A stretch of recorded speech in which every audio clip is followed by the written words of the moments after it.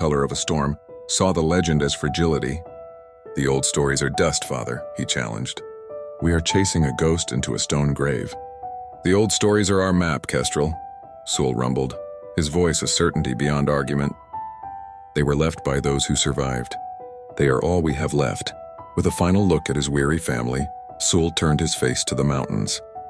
The climb was a brutal pilgrimage on loose scree that rattled like bones. The thin air burned their lungs.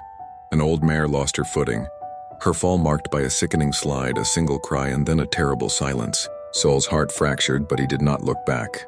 He could not. He pushed them onward, his presence a shield against their terror. The grueling ascent scoured away Kestrel's arrogance, replacing it with a humbling awe of his father's unyielding will. They reached the final obstacle, a barrier that rose to mock them, a sheer wall of granite. Despair settled over the herd. Kestrel, in a desperate act of defiance, tried to scramble up a fissure and fell back, his flank bloodied and his spirit defeated.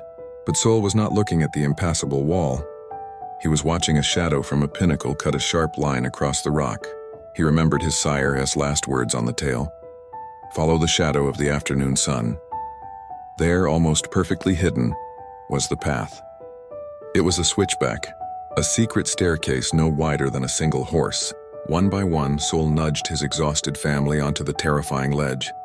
Placing himself at the very end, a guardian at their backs, he drove them with his voice, his own legs trembling with an exhaustion that had reached his soul. As Kestrel, humbled, pulled himself over the final ledge, Sewell followed, his breath tearing from his chest in ragged bursts. The world changed. They had climbed from hell into a wild paradise. The sky meadow was real. It was a bowl of incandescent green, cradled in the summit's granite fist. A spring bubbled from the earth, spilling life into a clear pool. With soft cries of disbelief, the herd plunged into the deep, cool grass. Sewell did not join them. He stood at the edge of the meadow, his great heart laboring, each beat a monumental effort. The fire in his eyes softened to a gentle, fading ember. The climb had asked for the last of his strength, and he had given it freely. Kestrel came to him, the storm in his eyes now calm.